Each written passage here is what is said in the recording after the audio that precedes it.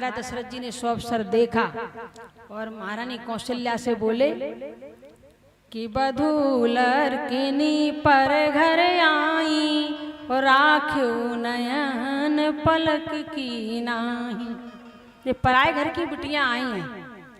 और फिर महाराज जनक जी ने जो बात संवाद हुए महाराज दशरथ जी ने कौशल्या सुनैना सुमित्रा को कैकेयी को सब सुनाया कि ऐसे ऐसे खरखातर हुई, ऐसे ऐसे काम हो गए, ऐसी ऐसी विनय हुई। रात भर बड़ाई करी। ये नहीं कहा महाराज दशरथ जी ने कि वहाँ गए थे तो पानी की व्यवस्था कम थी, वहाँ गए थे तो होना स्वागत अच्छा नहीं हुआ, उन्होंने टीका हमारा 5000 से ही किया, किसी को नजरें मिली किसी को नहीं मिली, ये नहीं कहा। और महाराज जनक जी ने जब चारों बेटियों को अपने महाराज दशरथ जी के सामने किया और चरण में गिरने लगे तो दशरथ जी ने तुरंत उठा लिया। बोले भिखारी तुम नहीं हो, भिखारी हम हैं। जो दान देता है वो बड़ा होता है, जो दान लेता है वो छोटा होता है। आपकी 4 बेटियां हमारे घर जा रही हैं, आपने इतना दान दिया हमको, इसलिए हम भिखारी हैं, तुम राजा हो। और तो महाराज जनक जी ने कहा कि चारों बेटियां आपके घर में दासी बन करके जा रही हैं, आपकी बहू बन के जा रही हैं। कहती किशोरी जी से कोई गलती हो जाए तो माफ करना, क्षमा करना। बोले कैसे करना? बोले कि जो नित्य जो आपके काम होंगे उनको हमारी किशोरी जी सब करेंगे, और फिर भी भूल हो जाए तो उसे क्षमा करना, क्योंकि ये दासी है। महाराज दशरथ जी ने कहा अब कहा सो कहा, पर अब दासी मत कहना, क्योंकि पहली बात तो ये हमारे घर जा रही है तो हमारी बेटियां बन के जा रही हैं, और दूसरी बात बेटी का अधिकार हमसे जब छिन जाएगा तब ये अयोध्या की महारानियां बनेंगी। तो जब राज तिलक के बाद होगा तो एक एक भगवान ने जब महाराज जनक को वचन दिया था महाराज दशरथ जी ने कि आपकी चारों बेटियां महारानी बनेंगी।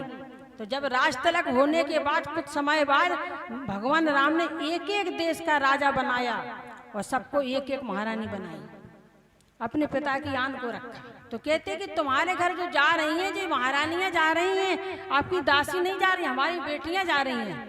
तो महाराज दशरथ जी ने बड़े विनम्र भाव से कौशल्या से कहा कि महारानी तुम सबसे बड़ी हो, अगर कौशल्या और कैकेयी अगर कुछ गलती कर जाए तो तुम बड़ी हो, तुम समझदार हो।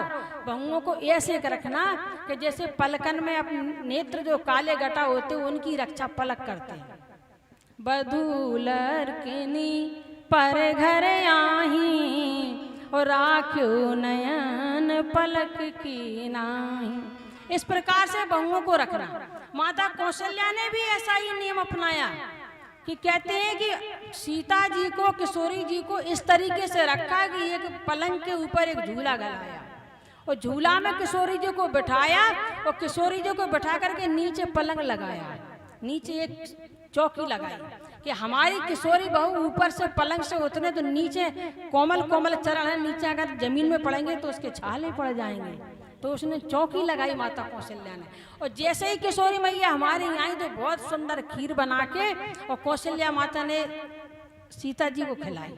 सीता बोली माँ आपको कैसे पता कि ये खीर हम अच्छी लगती है हमको? तो कहने लगी अरे जब तुम्हारा संबंध हुआ महाराज बारात लेके गए तो हम लोगों का यहाँ मन नहीं लगता था कि क्या करें, तो हमने एक अपनी दासी भेजी। किनके पास? सुनैना जी के पास, कि चारों बेटियां हमारे घर आ रही हैं, आप ये बताओ कि उनको क्या खाना है क्या नहीं खाना है, क्या पसंद है। तो हमने एक पत्र लिखवाया। तो तुम्हारी माता ने कहा था कि हमारी किशोरी जी को खीर सबसे पसंद है, तो इसीलिए हमने तुम्हारे लिए ये खीर बनाई।